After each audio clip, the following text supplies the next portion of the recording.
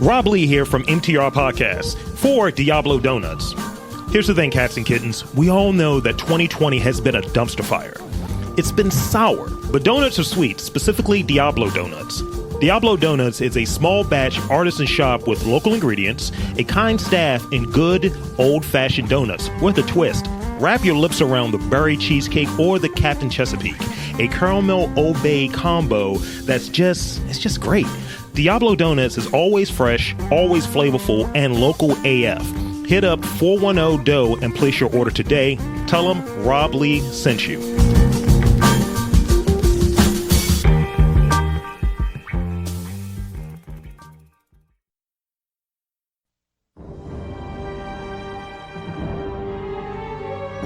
After 7 months of fighting, the civil war in Shadaloo may have reached the turning point.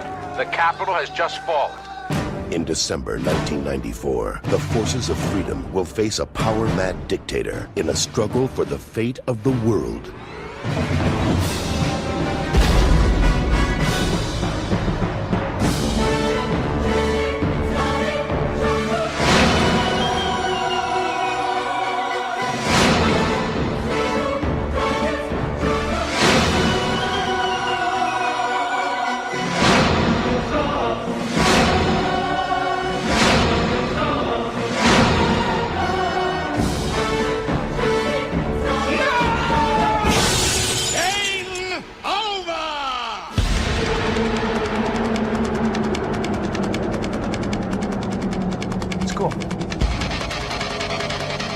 I'm going to kick Bison's ass. I don't think so.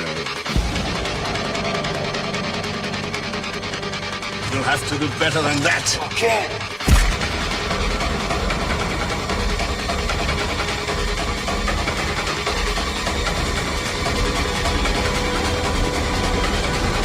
Yeah!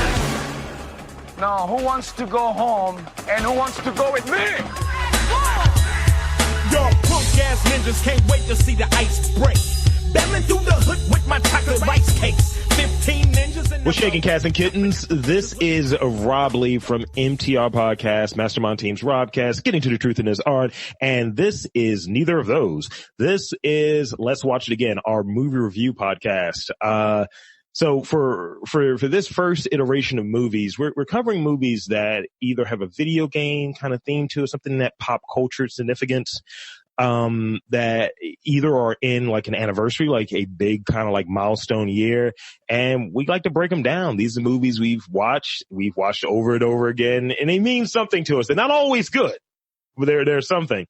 So with me, I have my man. I'm always going to call you Dirty D, man. You're always D, man. Hey, man, I'm not clean, bro. The mighty CoPlay Media, CoPlay, pull up, check them out, www. What's that address? CoPlayMedia.com, man, CoPlayMedia.com. Yeah. Catch us on Facebook at CoPlay Media. Catch us up on Twitter, on Instagram. All of them's going to be CoPlay Media. Please check us out, man. We'd love to hear more. See, I like to have my shameless plugs up front. And the reason I wanted to have you on here, sir, you are a big time gamer. You know the shit. Oh, yeah. And I believe you are a Street Fighter guy, too. Yes. I mean, Street Fighter is like the base of all current fighting 2D, even 3D games, of all fighting games. Like everybody knows how to do the Hadouken, the Shoryuken, the Spin Dragon, the Shikukugen. You know what I'm saying? All that. So check it. I'm going to do this real quick. Notice what tattoo I have. What is that? You got the flag joint on there? What's that? I got the Wild Shadow Loose, like m.bison logo. That's a tattoo that I have on my body. Straight Shadowloo, man. So yeah, villains. Gangsters too. Villain shit. So I wanted to talk about this movie. You and I we're around the same age, so we were both kids when this movie came out. It's in its 26th anniversary this year. It'll be 26 years old on December 23rd. This was a Christmas release. So the movie is not particularly great, but also if you look at video game movies that are adaptations of video games, they were not good at this time. So previously, and you can tell me if you like it, but if it was good or not, because that's two different things. You're going to be a fan, but then it was trash. So check it. You had in 1993, you had Super Mario Brothers. Oh, I like that. Super Mario Brothers. I actually liked. But is it a good movie though? Yeah. Was it a good movie? Oh, it was terrible. It was terrible. First of all, I don't like John Leguizamo in pretty much everything. He's good in Spawn. He was good in Spawn, though. Yeah, he was. He was a good Violator. He was an excellent Violator. Violator was the best role he played next to, what was it? The Creep? Oh, the Pest. Pest was fire. The Pest, yeah. His stand-up is good, but him in, like, he was miscast in Super Mario Brothers. Absolutely. Dennis Hopper also miscast. There were some weird things going on with that movie. In addition to that, I believe this was a year before Mortal Kombat, which we covered previously on this podcast. Me and Torrin covered it. So that went the way that it did. And you know what? For sake of argument, loosely, we had Teenage Mutant Ninja Turtles, which had games out at the time. Yeah. So, you know, it was a really interesting atmosphere at that time for movies that were based on video game properties. They didn't get a lot of respect, and certain things really didn't translate. And some of the things still remain. Like, you look at movies from like Blood Rain and things like that. Like, whoever directed those, that German dude, I guess his name is Yul Bol. Oh yeah, Blood Rain. You're talking about the movie Blood Rain? His movies are all trash. Yeah. It's like Shaun of the Dead trash too. Like, I like Shaun of the Dead though. Shaun of the Dead's good. It's got the graphics of Shaun of the Dead. What made Shaun of the Dead good was the funniness. Like, Shaun of the Dead had that world class heel kind of hilarity going on. You know, it is dumb. So with and we'll get into this particular movie because I don't want to belabor too much on it, but I think, you know, when it comes to fandom, you have a degree of excitement, and I think Street Fighter and Mortal Kombat, because they had some significance in arcades, because arcade culture was a thing in the early to mid 90s. I don't know when it died out. Maybe that's something that I can, you know, reach out to you on when that kind of died down a bit, but I feel like they made attempts. I remember my first knowledge of the Street Fighter movie wasn't in a trailer, because we don't have that same culture as far as how movies are presented. It wasn't in TV spots. It was via the soundtrack. Ice Cube and a bunch of rappers were on the soundtrack for this thing. And the same thing kind of applies for like Mortal Kombat. I didn't see a trailer for Mortal Kombat initially. I saw that fucking, I heard that techno test your might. I was like, so this is what we're doing. So yeah, that song did go hard. That whole went very hard. Song made the movie. Yeah. So let me go over my notes and what have you, and we'll get into some topics related to the movie and what our thoughts are and all of that good stuff. So here's the plot. Simple, because it's very one-dimensional. It's not a lot of work being done here. Colonel Guile and various other military martial art heroes fight against the tyranny of dictator M.Bison and his cohorts. That is the plot of this friggin' movie. That sounds about right, yeah. So the movie came out in 1994, December of 1994, Christmas release. And it starred Jean-Claude Van Damme, who he was coming off of a really good period of time. A lot of stuff coming out. Jean-Claude was killing it back. He was killing it so hard, they made him American. Look, we're going to talk about that. And we have Raul Julia in what would be his last film. And you remember Raul Julia from Addams Family and a bunch of other stuff. But as far as what we would have known him for, he was Gomez Addams. Yeah. That was his, did he die? He died while filming. He died at the end of filming. So he was sick on set the entire time. He had stomach cancer. He had stage 4 stomach cancer. So it was like, and it was a lot of talk around. It was a head scratcher, right? He's a really good classically trained actor. And it's like, why are you working with the likes of this cast? And if you recall, he blows people off the screen in his scenes because he's that good. But the only reason he did the movie, his kids were big fans of the game. And it gave him opportunity to be with his kids and do something great for him. And in the end credits, the movie is dedicated to him because he died shortly after the movie was finished.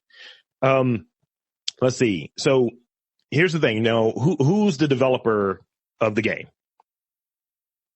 Capcom? Yes. Capcom had full say on casting and just everything had to be run through them before any like film decisions were made.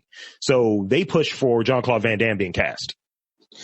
And my thing is like, why would they push for Jean-Claude Van Damme? Like Jean-Claude Van Damme as Guile? They don't have a French fighter because he's very French or he's very Belgian. So, one of the things I listened to in another review of the movie is that Capcom wanted to have all of their characters. And I don't know which Street Fighter we were in because I think we were at Street Fighter 2, but all of those other iterations like Hyper Ultra. They were at, Turbo Ultra or whatever because DJ was in there. So they wanted every character in the movie. They wanted to have 15 main characters in this movie. And it's already too many for what we got, right? Yeah. It's just like, we get Balrog's hairline for a bit. We get E Honda. You get Blanca's character development of turning into a monster. Look, man. So like the movie had a $35 million budget and a quarter of it went to Jean-Claude Van Damme, whose asking price was $8 million at that time. Raul Julia, I think, got like $6 million. So the majority of your money went to your two leads, right? So that's not actor budget. That's budget for the full film. So they needed to shoot in certain places. So you have to work around it. Like, how do you get these things here? And the other thing to consider, and it had a really big troubled production, right? So as I mentioned before, Raul Julia was super sick. Like, he has cancer on set. So, they are shooting out of order so he can kind of bulk up and kind of put weight back on because you can't have him, trying to be like Bison is not a small dude. I thought he was wearing like one of those bodysuits. I thought he was covered up because he had like the fake muscle suit on. Like, I thought that was what was really going on. Like, he is tall though, but you can't have like a person that's doing chemo and shit like that. You know what I mean? So they were shooting out of order to do all of the dialogue stuff and then do the fight scene. Raul Julia did his own fight scenes. Wow, all of that. With the stomach cancer and all, like still getting. So the movie had really negative reviews, shaded, and it made 99 million worldwide, made 33 in the US and 66 abroad. And part of that, I think, is attributed to having a international cast. So Steven Souza is the director. His credits include Commando, Die Hard, and 48 Hours. Mm-hmm. And each one of these, they're action movies. He had other credits, but each one of these are action movies with some comedy. And those comedic elements work. This was, I think, his directing debut. He got hoed out. Let's just call it what it is. Because you got Capcom, you got to do that. You got to deal with Jean-Claude Van Damme being a hot boy, which we'll talk about a little bit more. And just plagued with production issues. Lots of production issues. So some of the production issues include, like I was saying, they had to shoot out of order. So generally, the understanding I get is you shoot the dialogue first and then the action. So you could do that later so people can actually get trained on some of these fighting styles because what's the thing in Street Fighter? Everyone has different fighting styles. Yep. Everyone has the same fighting style in the movie. They do their kind of hyper moves. You have the 100 hand slap. You have a really loose Hadouken, we'll also talk about. Yeah, it's the loosest Hadouken ever, man. It was like, first of all, there were no supers. Like, they had guns. They ran out of budget. So that's the only thing they could do. They could just have a quick flash. That's what they put in there for the Hadouken. Yes. That's literally in the fucking, oral history for this movie. You know what? It's like they took it from Mortal Kombat. You know how Mortal Kombat, just at the end where he gave that fire thing right there, it looked like that. Stop. Yes. Jean-Claude did 2 flash kicks in the movie though. Mm-hmm. He did 2 of those, but you didn't have the flourish. So everything was kind of like sullied down. Also Ken's, the uppercut that he threw was trash. Mm-hmm. He didn't jump. He was standing. First of all, that is a tiger uppercut. You know what I'm saying? Because he didn't jump. Yeah, it's just like, Yeah, it was just a standing uppercut. Like, just. Now, I get it. You know, now all of Bison's shit was on point. He did his Psycho Driver. He did all his shit. Bruh, yeah, that's spinning. So he really did. He was rigged up. Spinning kick. That's tight. So you have all of the things that are going on with it and some of the budget issues, you know, because you have a lot of the money front loaded, right? To two actors. And it resulted in some of the choices that they made. So do you know what Jean-Claude passed on to do Street Fighter? Do you know what movie he passed on? I think it was it Mortal Kombat? It was Johnny Cage in Mortal Kombat. He passed on that to Beguile. Honestly, I think the guy who ended up playing it would have been better because he had the whole. First of all, nothing against Jean-Claude Van Damme. You know what I'm saying? Nothing against him at all. Huge star at the time. He sold the movie, by the way. Huge star. He's on the poster. No one probably would have saw it if he wasn't in there. But as a gamer who knows Guile, he don't even look like Guile. Yo, they didn't even give him a wig. He doesn't have that. Well, you can't do that. That's just not going to happen. But even the tattoos look cheesy. Hair yellow. You could at least dye his hair like blonde or something. No, it's not blonde. It's not blonde. It's like a dirty blonde. It's like a not really blonde. It's kind of a blonde. It's like a kind of a brown haircut. You know what I'm saying? Yeah, like that's true. That's true. And he's very French. It's like, yo, your accent, sir. It's like now. Okay, check it.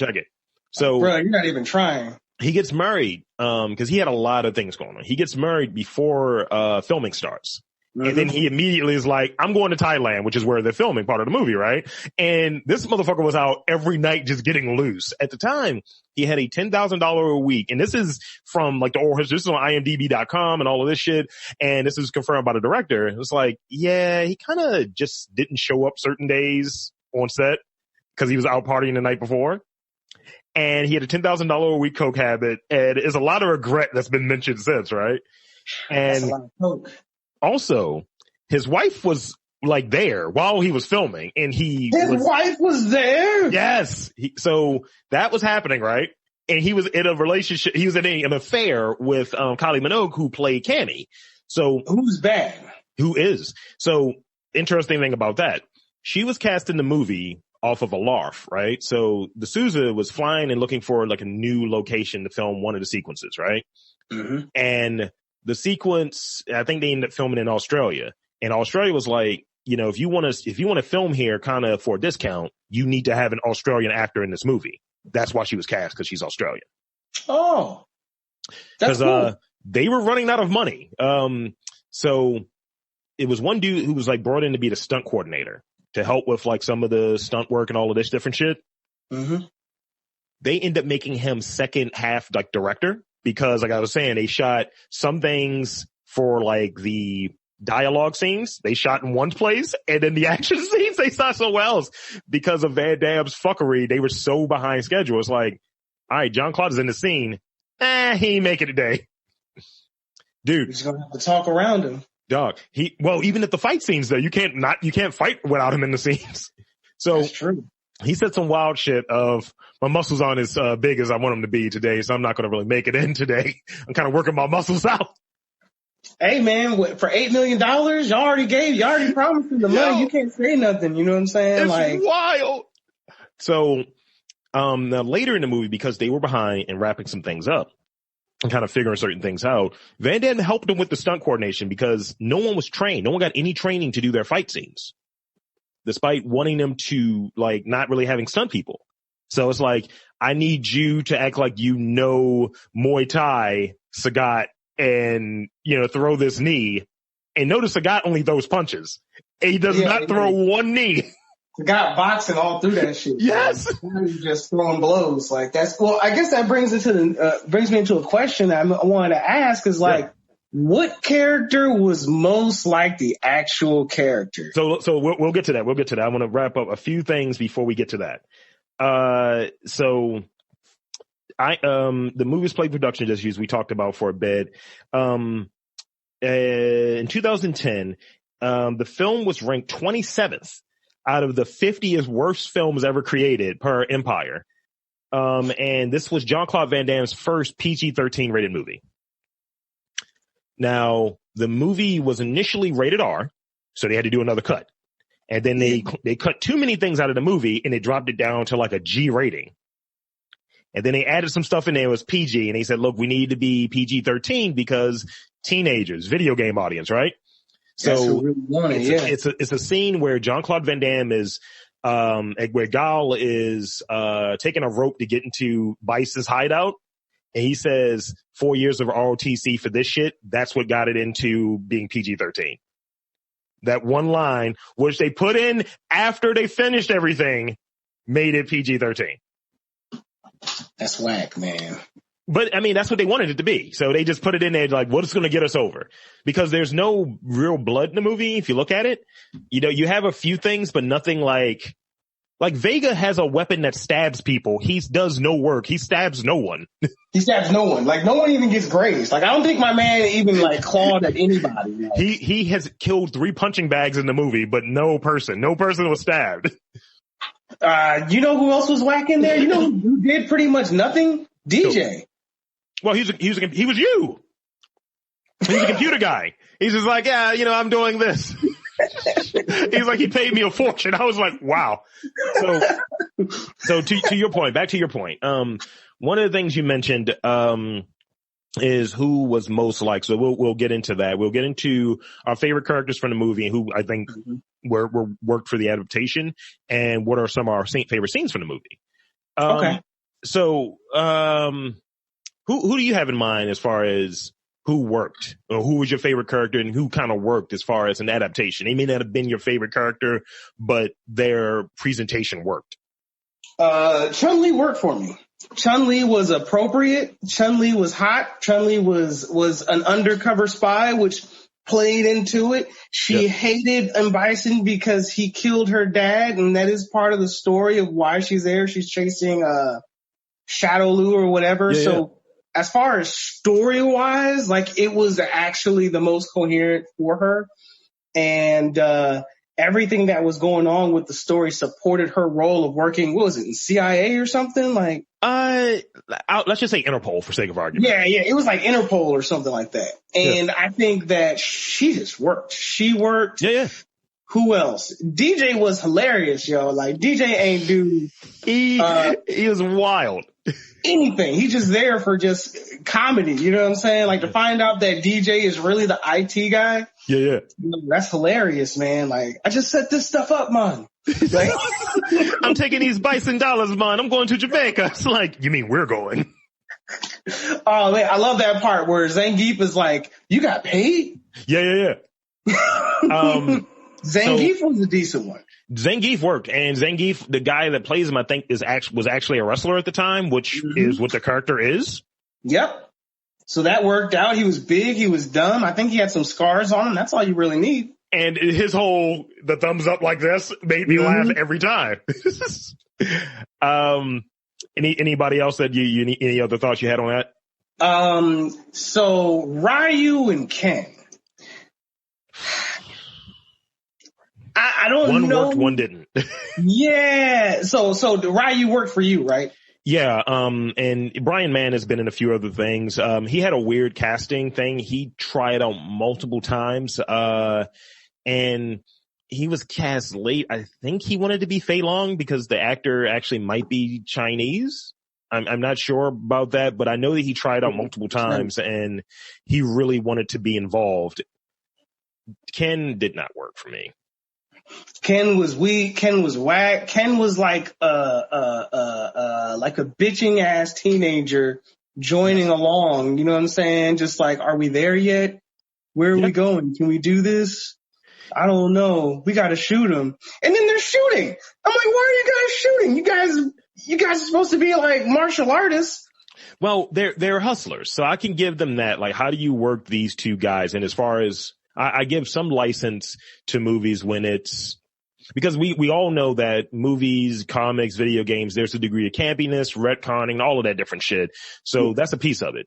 But as far as what they were working with, I thought Ken was always rich. Like in the story, Ken is swimming in money. No, and that's the thing. It's just like, they tried to touch on that late when he was only after money. So maybe he lost his riches. They could have touched on that. They could have made that a thing. But, there's a few things and I watched it today. So it's a few things that I don't think it kind of helped the movie. The movie is under 2 hours. It's like an hour and 40 minutes. Yeah.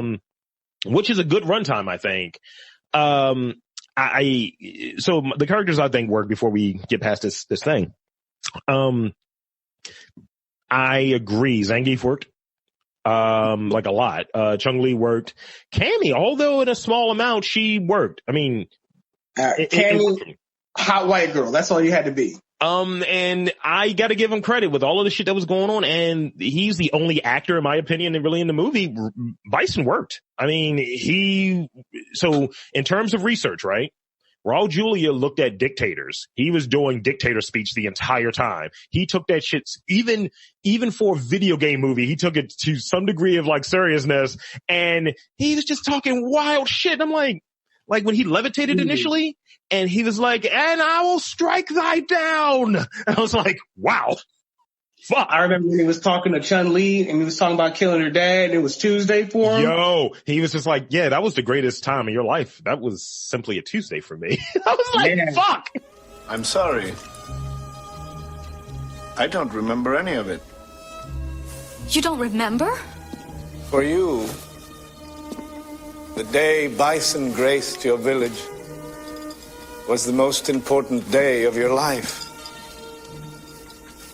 But for me, it was Tuesday. That was awesome. He was like, for me, it was a Tuesday. Like to say something like that to someone who wants to kill you, and you still was planning on smashing? Like he was still planning on smashing. He had his Hugh Hefner smoking jacket on and shit with the bison fit on. One of the things that, there's a lot of dubbing going on in the movie too. I don't know if you notice it. So I don't know if you heard this character named Captain Sawada. No. He was made specifically for the movie, and the actor's name is Sawada. He was originally cast, I think, to be Ryu, right? But his English was so bad that they were like, we can't dub all of Ryu's talking parts, so let's just dub his stuff, because there's a scene where Cammy is talking about the plan with it was some plan that they were going to have. And when the assassin comes there to try to kill Guile earlier in the movie, and he's like, Cammy, and none of Sawada's stuff is on screen. You hear him talking, but his face is not on screen when he's talking. It's a blatant dub. Jean-Claude Van Damme trying to rile up the troops. I'm going to kick that son of the bitch's Bison's ass so hard that the next Bison wannabe is going to feel it. I was like, what the fuck is happening? My man sounds so foreign. Dude, when he was like, Bison, take a look at yourself. And he like does the fisting thing. And I think one time he hit Bison and then like zoomed in on the America tattoo. Yo! And it was such a trash tattoo. It was like, is that out of a gum machine? Like, did they paint this on? Like, did they put that tattoo there just for the punching scene so he could flex and be like, yeah, America on your ass? I feel like the lines that make up the white part of the American flag were not made out of ink. I feel like they were made out of Coke. It's like, look, Van Damme needs a bump on set. It needs to come back, because he's on one in some of these scenes. In some of the scenes, he doesn't give a shit. And the other thing they mentioned about him, his ego was running wild like Hulkamania. It's like, you can't have coked up ego and then just smashing your co-host, co-star. Cause when did the Kumite come out? Cause in my opinion, that whole Kumite movie was like the best movie. Are you talking about, Kickboxer? That's like in the, late 80s, I believe. Nah. Was it Kickboxer? Damn, that's such a stupid name. It was either Kickbox or Bloodsport. It was one of the two. Bloodsport, I believe, was 88. 88. In my opinion, that was like the best movie he ever did. So this is, I think, as the wheels are starting to come off. And we're probably going to cover it for, in a future episode. One of my favorite movies is Double Impact with the twin Van Dammes. Yeah, that's a good one, actually. Me and my brother love that fucking movie. And the trailer says this: double the Van Damage. It is so strong. So let's see. Okay. Now, so we touched on that. Those are the people I think that work in it. I think the plot is very simple. And I think that that's effective, that you don't need all of this shit. They could have did a tournament, but I think Capcom nixed that. They didn't want the tournament idea. Which is smart. Because it's basically but it's before Mortal Kombat, so they could have jumped on that. And, but the thing that didn't work is in its budgetary constraints, but not seeing the supers, not seeing any of the moves actually, or seeing a watered down version of it, it kind of is a little shitty. It kind of took it down. You know what we didn't talk about? Blanka. He was trash. He was the worst. He was what is this guy doing? Him and Dalsim. Both of them were trash. Trash. Terrible. Like, they could have just never had him in there. The mind altering lab was trash. How did he become bald? Didn't he have a full head of hair earlier? It just didn't make any sense with it whatsoever. So I feel as if they were forcing those two characters. Yeah, and I would have wanted, I don't know, whatever I wanted there. And they minimized the amount that's there, but they tried to have that Charlie, my friend, fucking storyline and shit. And I didn't need it. Okay, question. For that time, what character would you have liked to have seen added, and who would you like to see removed from the movie that did no work? That you're like, all right, I can take him out and let me replace him with this guy. I mean, definitely take out Blanka, because Blanka was a bad story that they were trying to fit in. They tried to fish it in there. Was looking like a knockoff Hulk for real. Yeah. And I would say that, like, from my perspective, he was the downside of it. As far as like who I would who I'd want to be in the movie. Who would you want to add? But have this one caveat there. We can't change the story though, because there are people you can add in there, but it changes the story structure a little bit. Because like you could throw Fei Long in there, but like where does he fit? You know what I mean? As far as what's there. Because I think Blanka is glaring that he could just come out.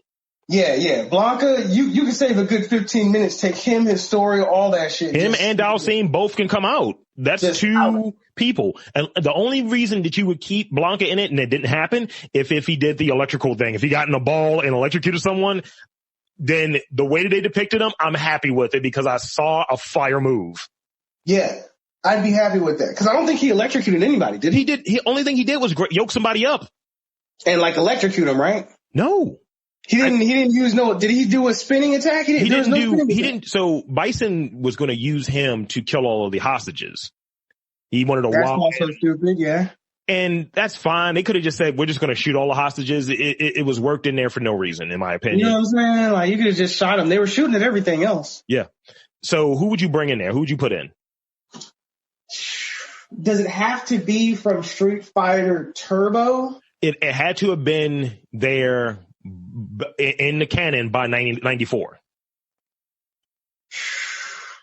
Cause you know who I'm thinking about? There was an Indian guy who was a part of that cast back then. Not of the movie, of the video game. Yeah, like who was it? Who was it? Hawk or something like that? T-Hawk was already there. T-Hawk was in there too? He was with, he was second in command. He was the dude that had the bandage on his head the entire movie. He was with Guile. Oh, that was supposed to be T-Hawk? Yeah. Yeah. Did he have any tomahawks? He didn't, but he had the vest on, when they stormed the place and he put a bandana on. Yeah, it's a little loose. That's real. It's a little loose. I mean, that's what I would go with. That would be what I would go. I don't know. I can't think of a good one. What about you? I'm gonna look real quick because I need somebody in there. I kind of almost want to say I need a real Sagat because I'm a Sagat guy and I didn't get him. I think they did terrible on Balrog too. Balrog was simply a black guy. Look, no. He had boxing gloves. You know who you could put in there? They could do an angle that you still have all of the stuff there. Akuma pops up. Oh, wow. I can't believe I didn't think of Akuma or Sakura. See, both of those can pop up. And I think we're good. We're good. We can work them in. We can't have like Akuma being like, he could be like the actual big bad, but it doesn't change it too much, but he's there, which sets up a sequel. He just needs an appearance. He doesn't need to have like big role, but he has to pop up in there, 7 appearances. It's like, oh shit, who's the actual guy? Like post-credit scene. Like you called it right there. Just one raging demon move at the end that everybody would be ready. And you know what would be really fire? Because they can lean into the video game thing. You know, when you die in the game and it's like you got a coin to put in, at the end of the credits, you have that. And then you just see Akuma walk in there, show his back. Done. Yeah. Fire. I would sign up for that. Like, I would be down for that, definitely. Let's see. What else we have? So I think that works. Back to Balrog real quick. So his haircut was terrible, bruh. Now, he was a boxer. You got to give him that because he did throw the punch at the dude. He knocked him out, and they did do that stupid dubbing. Well, then what about those hostages? I was like, what the fuck? E Honda was fire, though. And the idea of making him Hawaiian, it worked. Hawaiian E Honda was actually like, now that was actually a really nice spin that they put on it. Like, he definitely worked, yes. And the fight with him and Zangief was fire, by the way. Even though they had the Godzilla thing going on at one point, I was like, all right. I mean, but that was kind of more of the funny part of it. Like, that was funny. I just feel as if, you know, like, I wish there was less shooting and more actual fighting. And I think that by not having a tournament, you're kind of forcing characters to get shot at. Hold on. You know what? I got an idea. You know what? You know where they could have did it? They could have had less shooting. They could have spent more time because they did have a little bit of a tournament. When Vega was fighting and we first see Ken and Ryu in that club, you could have had Fei Long in that club and he's one of the guys fighting. Yep. And you could just have him beat the shit out of somebody and it's like, yeah, that's the guy Fei Long. You don't need to have him in there further than that, but you know, for what we saw with Vega being a cage fighter, and that established it. I feel like we don't give enough credit to Vega. Vega was fine in it, and he only had 4 lines in the movie. Vega was a little too pretty, though. He was too pretty. But that was the thing about Vega, is that he wore a mask because he thought he was pretty. And yeah, I think he actually is a martial artist too. The guy that played him. So I think there's a way to work Fei Long in there, and a really good way to work Akuma in there. Balrog, he could have taken him out too. He works with Cammy and that's fine, but also, you know, they could have had something like when him and E Honda are being tortured, right? Because the guy's whipping E Honda. Because say, yeah, you know, I remember we used to do training like this to see if we can, because they talk about E Honda, I'm sumo, so I can block out pain. But if Balrog would have said something to get him over as a boxer, it's just like somehow this nigga has boxing gloves later in the movie. I'm like, what are you doing? Where'd you get these from? I carry them in my pocket. You never know. And they hit the wall cut off and shit. It's just, just make them bald. Just give them a bald head. Black guys do well with bald heads. Yeah, like whatever they put on his head, that shit was not working, man.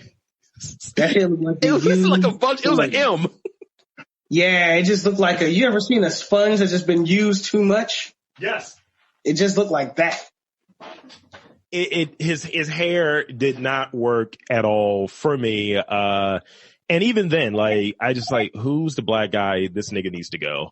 All right. So we touched on that. We touched on, some of the things in there, characters and all of that, but I think we kind of stepped on it a little bit, but let's cover it now. What scenes in it do you think were your favorite? What's your favorite scene? If you need a second, I can give you mine. I'm going to take a second. Yeah. So my favorite scenes are pretty much most of Raul Julia, by the way. Yeah. I was going to say like the part where he was talking. The shit to Candy was, to Shang Li was fire. Pretty much his entire, so when they get there to Bison's place, all of that is fire to me. Mm-hmm. There are a few things that are a little loose, but most of it's fire. His speech in talking to, Guile and their fight, all of that is good. That's like my favorite sequence there. Are you men enough to fight with me? Anyone who opposes me will be destroyed. Colonel, you can't! Oh yes, I can. Just take the hostages out. If I'm not topside in 15 minutes, evacuate without me. One really funny thing was when he tried to blow up the boat and he had like a Street Fighter arcade game and he was using that to shoot at the boat, which was a good scene. That was tight. Do you remember Bisonopolis, the town he created? And he was like, yeah, all the vendors want to get in. I was like, wow. The man's getting into branding, man. You know, he was definitely an entrepreneur with it. The final scene in the movie is probably the best scene in the entire movie. Are you talking about when M.bison and Guile fight? After Guile gets out and the building blows up, Bison's headquarters blows up, and everyone is in that victory pose. That's a fire scene.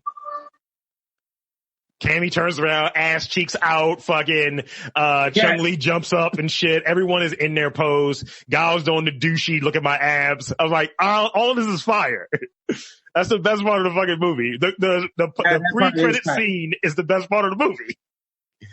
And she's even got the perfect thing with her hands in the air like that. You know what I'm saying? Like, yatta. Even your boy Balrog tries to redeem himself. He has all like, I won. Yeah, I mean, you couldn't you don't have any of the villains in it, so it's all of the, with the exception of, Zangief, but he's former villain. And Zangief is probably one of the sleeper MVPs of this movie, by the way. You know what? He was funny. He was definitely like bringing the comedy. He definitely matched well as a character, and plus him being a wrestler just made the whole thing even better. So let's do it that way. I think the scenes are the scenes. I think we can agree on the scenes, right? Mm-hmm. I think you can cut out maybe like if you cut out the espionage scene, like I get it that you need to have Chun-Li as a spy or what have you. But there were like 2 espionage scenes with Chun-Li, the one with the dancing. One of those can go, either her breaking into and finding out Guile wasn't dead, or her breaking into Bison's place. One of those got to go. Yeah.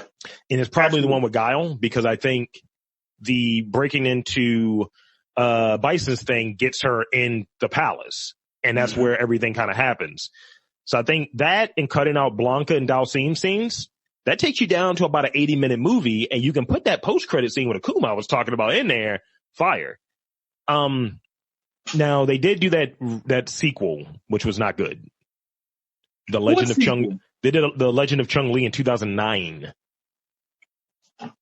Bison was a businessman. You're gonna love this. So who was the old master from like the first Street Fighter? The old master from the Jin? first? I think his name was Jin, maybe? Yeah. That was played by Robin Shu, who is Liu Kang from Mortal Kombat. This movie. It looks terrible, doesn't it? It's so terrible. So I've never seen a movie at 5% at Rotten Tomatoes. So Doug, now look at the regular Street Fighter. Look at like 94 Street Fighter. Now you would think no. So look at that. Look at 94 Street Fighter. I'm gonna look at the budget for the Legend of Chun-Li. Did they have a higher budget? Did they have a higher budget? They had to. They had Michael Clark Duncan. He was Balrog, yeah. Yeah, he was. Now that was a much better Balrog. You know what I'm saying? Like, so this movie. So the budget for the Legend of Chun-Li was $18 million, so half of the budget of the first movie. Ew. It made 13. Dang. Worldwide. Dang. You hate to see it. I mean, like, I'm looking at it right now. Like, I'm looking at it, and you know what it reminds me of? What's that? Elektra. And it wasn't good. And Elektra, I don't like that movie. Yeah, that movie was terrible. What are you talking about? Elektra was trash, bro. Back-to-back years, I want to see Elektra and Catwoman as Service to My Girlfriend, and they were both movies that came out around my birthday. So these were my birthday movies. I'm sorry. Sorry.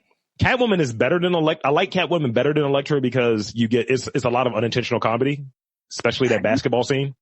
Yeah, that basketball scene was terrible. So, let's see. Could you redo this movie? Now, granted, what I was getting at is that sequel happened. Let's forget that. Could you redo the movie, and who would you cast as Guile? Because I think that's a big recast right there, because Van Damme kind of fucked this movie up a little bit.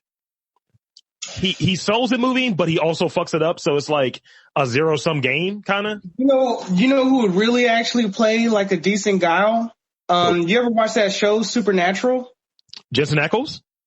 Yeah, Dean. Yeah. Dean would be a straight Guile. He you give him a little bit of a little hair. Yeah, a little bit of a pompadour. Just a little bit, not a lot. You know, just enough where he'd be like, I know that nigga's Guile. You know what I'm saying? Like, you know who would have worked in 1994? Who? Kurt Russell. Kurt Russell would definitely work. Because he can grow a lot of hair. Mm-hmm. You give him a crew cut. You paint it blonde. Boom. And the thing is, he comes off as a military guy. Mm-hmm. And he's not that much older than Van Damme. Like, Van Damme just turned 60. Kurt Russell's 69. Van Damme is 60? Yes. We're old now. So they're old. It's just surprising sometimes still, like, damn, I am this old. It would have, I think it would have worked. Who would you cast as Bison? And you know what? I already know who you cast as Bison. Just to make it supernatural. Cast fucking Sam as Bison. Cause he's tall, like he's 6'4". He would work perfectly for. I mean, I'm gonna kick your ass, bro. Carry on my wayward son. Fucking love Supernatural. Yo, I was about to say, I love that show. Like, that show went hard, bro. Yeah, I'm a fan, big fan. Yeah, 11. Like, what are they at? Like the 11th season? 15th, and it's ending. God damn. Yeah. Now, here's the point of contention as we talked about it. Now, granted, I think you can do a Street Fighter movie. It doesn't have to be a remake per se. Mm-hmm. Quickly, what do you think the premise is? And do you try to put Blanca in it? Because we are now 26 years removed from what we initially saw.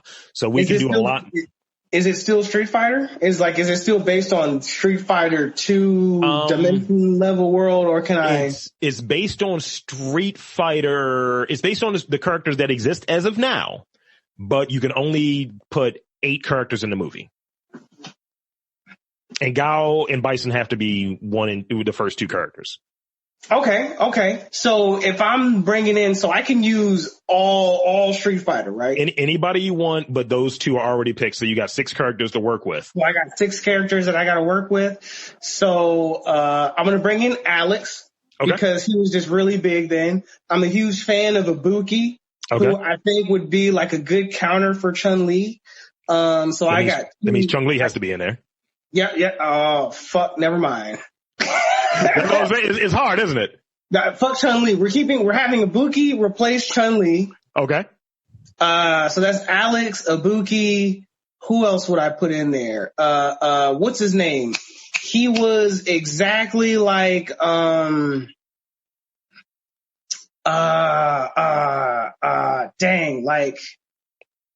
jeez, what was his name? He was like, it wasn't Guy, was it?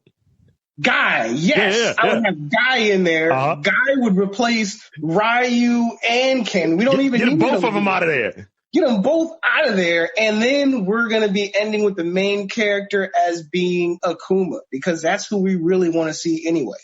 So let's see. We got 5 people. So you got Guy, Akuma, who else? Guile, Bison, Akuma, Ibuki. Who else? I would also add in there Birdie. Birdie would be funny. Mega Man fills in that Zangief role too. Instead of the Zangief role, that oily dude, you know who I'm talking about? The oil dude? Yeah. I mean, because this is how I feel about it, right? Like, I feel as if you're going to bring in Street Fighter 1, you're going to have to do some things because I just looked at it, and that chick, that Legend of Chun-Li, played by, I think isn't that the same girl who was in Smallville? Yes, that's Christian Kriok or whatever. Christian Kriok.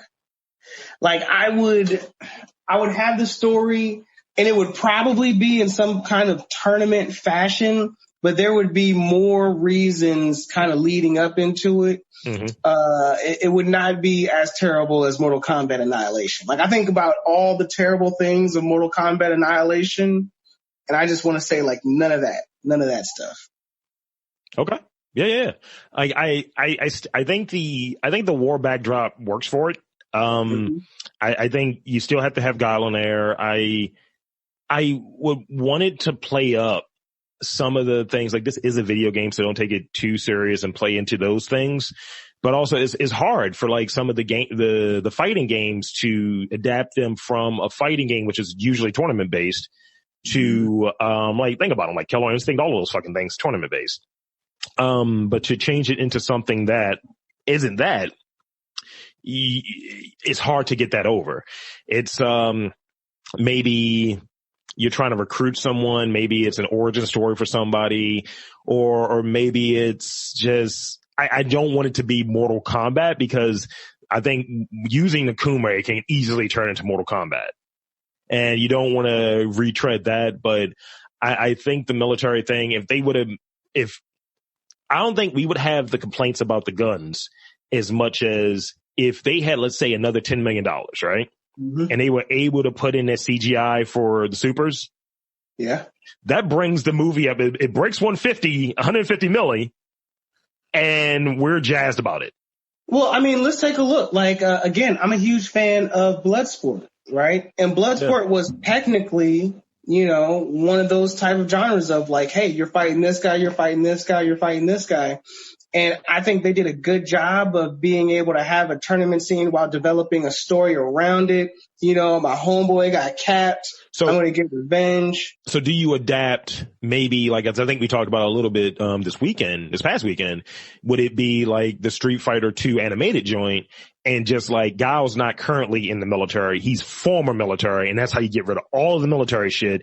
Like, he's in it and he's in this tournament, kind of give him the motivations that Chun-Li had in this. He's in this tournament because somebody needs to take out these motherfuckers, and he feels like he's the guy. Yeah. They can do a flashback. He had some partners or a team. Bang. They were working. T-Hawk and Charlie got murdered. Exactly. Instant story. You know what I'm saying? Boom. Have Akuma in there at the end, being the end final character. And then you have Cammy under the mind control thing that happened, and she's like an assassin because she looks so cute, and you don't think she's going to do anything, but then she's breaking niggas' necks with her thunder thighs. Yep. You know what I'm saying? She's doing that thing where she like twists on their head and breaks their neck and back. Yeah, that's how that joke was tight, man. Like honestly, the animated movies did a whole lot better than the actual movie. I'm going to watch some tonight. That's why. So, in the last few minutes, I got two questions for you.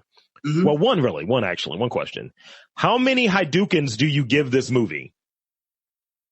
Out of how many Hadoukens? Out of 5. I give this movie. Say a good number. Say a good number. I'm going to give this movie like 3 Hadoukens, right? Okay. At one, because it came out at the time of my age. I love this movie. Right. This movie was awesome. Like, I haven't seen this movie in 20 years, and as we talk about it, all the scenes are rushing back. Like, oh my God, this happened. And I think for being memorable, that definitely helps. And Street Fighter is not to be taken seriously. And I think they did a good job of somewhat keeping things light and keeping folks engaged. And I would say like 3 Hadoukens. With that being said, you could have gotten Michael Clark Duncan or somebody else to play Balrog. You could have not 94. Not 94. He wasn't around in 94? I don't think you could get him in 94. But also, you know what? You're right. I'm wrong. You know why? Because they went for a lot of no name or kind of lesser actors. So they could have got him. They could have just picked him up, grabbed him up. But then also you can't have him bigger than, because Michael Clark Duncan is a big dude. If he's bigger than the dude that plays Zangief, then it makes Zangief not as good, who's a plus in the movie. I mean, Balrog was bigger than everyone except for Zangief. But I think, like, put it this way, so Raul Julia is legitimately like 6'2", 6'3". Mm-hmm. He's not in a lot of scenes with the dude that plays Zangief. I think the guy that plays Zangief is not that super tall. And Michael Clark Duncan is 6'5". Yeah, he's a big guy. Was 6'5". So, you know what would have been really fire? If Mike Tyson wasn't in jail at the time. It's like, you're Balrog. It's like, what's my motivation? Just be yourself. Be yourself, man. Don't hit anymore. Damn, they should have made a movie about Balrog. If they had Mike Tyson playing Balrog, that could have been like a whole villain movie right there. M.bison being the homie, Vega somewhere cheering him on. Now, if he didn't pass, I think he passed in 1994. If we did the Fei Long one, if we were able to work Fei Long in there, you know who would be a fire Fei Long? Who? Brandon Lee. Brandon Lee would be a fire Fei Long, yeah. Yeah. I still, do you feel as if there is a future for any kind of Street Fighter movie remakes, real life happening in the future, in your opinion? I mean, I think the legend of Chun-Li probably killed that with the silver bullet. I think with all of the stuff going on in esports, I think if they put out a really fire game through Capcom, and there's some, like, did you watch High Score? High Score, the movie it's a gaming documentary that's on Netflix. I started watching it. I haven't finished it yet. Yes. So I think it's like episode 3, episode 4. They're only talking about the gaming, like fighting games, like Mortal Kombat and Street Fighter. So if esports gets a hold of like really motivating Capcom to do a fire game and it does really well, it might be a nudge to push some shit out there. And I think it would be a Netflix property. So there's some stank there because Netflix, sometimes their stuff isn't as great, but they throw a lot of money at it. So if you gave it the Project Power budget, and it's just like, look, Jamie Foxx is going to be Balrog. It's like, all right, then. And just said, look, here's $80 million. Make a Street Fighter movie or a 6-part series. I'm there for it. I'm there for it. Because, and here's the other thing. When that Mortal Kombat joint comes out, maybe that gives it the juice to say, you know what, we're going to do the reverse. How Mortal Kombat in the 90s came out after Street Fighter, maybe this is the reverse, that Street Fighter says we're going to make a comeback after this Mortal Kombat thing comes out and it's super successful. We're able to come back out and do something. I would be looking forward to it. Do like a dark style Street Fighter, like we're serious, angry, moody Street Fighter, you know what I'm saying? Like, I don't want that. What I would like is if, like, now remember, like, Scott Pilgrim came out 10 years ago, and I think that was an effective way to hit all of the gaming stuff. And I think if they try to go for something that is in that action comedy genre, but do really good action with it, it can work. It can be effective. And I think I don't need any more dark and brooding. I don't need Gao like looking like Goku Black and shit. I don't need that. Yeah, we don't want that. I think, and I guess that what would you rate Street Fighter? How many Hadoukens would you give it? So I'm giving it tiger shots, and I'm going to give it 3 tiger shots. I'm going to do a crouching one. Just like, tiger! Because that's what I didn't get in the movie. But yeah, I like the movie a lot. And it's a movie that I've seen a lot and I remember it. And, I think in looking at it as a kid, there's things in there that, like I said, you could trim out. And, you know, I wasn't really vested and big into the game and knowing all the mythos outside of I'm playing this game. This is the guy I play with. And for me in the 90s, Gao was my guy. So I would have liked to have seen a Sonic Boom. At least one. But I got 2 flash kicks, so I can't complain about it too much. I mean, if you were to choose Sonic Boom or flash kick, you are happy with the flash kick, right? I'm happy with the flash kick. If they would have had a little flourish on there, that's all you want. And just a tinge of yellow. I'm just surprised that the movie got made with all the production issues they had. So they wanted to do a helicopter scene, the big water scene that happened. That was supposed to be a helicopter scene, and the Thai government said no aircraft. So that's why they literally said it in the movie. We cannot strike this place by air. We have to go by water. So they had to attribute CGI to make the boat look invisible because they couldn't shoot in the helicopter scene. That's crazy. So they had so many production issues, and I'm just like, it's a testament of getting that movie done and putting out something that, albeit you can see as you get older, there are gaps there. Like all the fighting style is the same. Punch, try to do a special move, duck a punch. But at a point, the Bison like troopers became like Cobra troopers at one point to me, like from G.I. Joe. Let's shoot at everything and miss everything. But you know what? Their costumes are fire though. The costumes in this movie is fire. Yeah, they were. I think the only costume that didn't quite work as well, Sagat, just the way the Sagat was presented wasn't good. The eye patch was there. Also, it was a funny line when Bison was like, "Oh, you didn't see that," and he covered one of his eyes because he was like, "They snuck into your group. Oh, I guess you didn't see that." I was like, "Wow." Shame. Yes. So any final thoughts? And feel free, please shout out your website. Thank you again for coming on. Any final thoughts? Shout out CoPlay Media. What do you got?